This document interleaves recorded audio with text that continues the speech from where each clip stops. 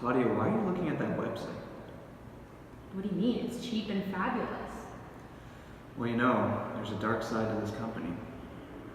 A dark side? In the late 1700s, the clothing industry was essentially non-existent. People were responsible for sourcing their own materials to create their own clothing. Many people went to tailors and dressmakers for their clothing needs, which were sewn by hand. They typically only bought new clothing when it was out of necessity. This all changed with globalization and the Industrial Revolution with the creation of convenient technologies like sewing machines. These technologies made creating clothing cheaper and easier. Fast fashion and clothing consumption popularized in the 60s as cheaply made clothing that followed new trends began selling at alarming rates. Now in the 21st century, retailers have found ways to feed the consumer's need for cheap, fast fashion. Popular retailers like H&M, Forever 21, and Walmart are pushing the limit to give consumers more for less. The mass production has resulted in an exponential amount of waste from the clothing industry, negatively impacting the environment. Far away from the superstores of Canada is a Joe Fresh textile factory in Bangladesh.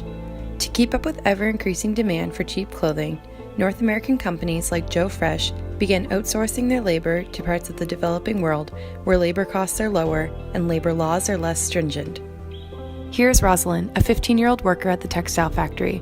She arrives to work in the early hours of the morning, 6 days a week, to do the same menial task of sewing t-shirt arms.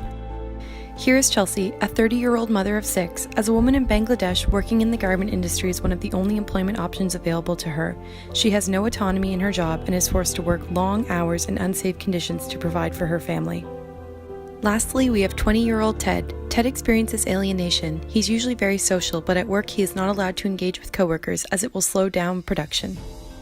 Workers in textile factories are often forced to work 14 to 16-hour days. It is not uncommon for workers to be injured or even killed on the job due to infrastructural issues such as buildings collapsing and fires. To keep production costs low, factory management actively prevents the formation of trade unions, leaving workers with no voice. For most garment workers, the orientation to work is instrumental. It is a way to earn a wage and a means to an end.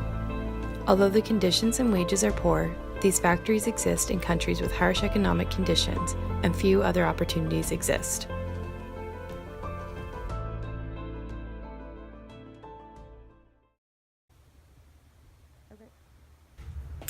Hey Ted, how's it going today? Oh, hey, good. Did your package arrive? Yeah, actually that's why I came over. I just wanted to say that I was thinking about what you said the other day about buying from ethical companies, and I think that's something I want to look more into. That sounds like a good plan. Yeah, I think I'm going to buy from companies that really highlight ethical standards as well as secondhand stores. That's great.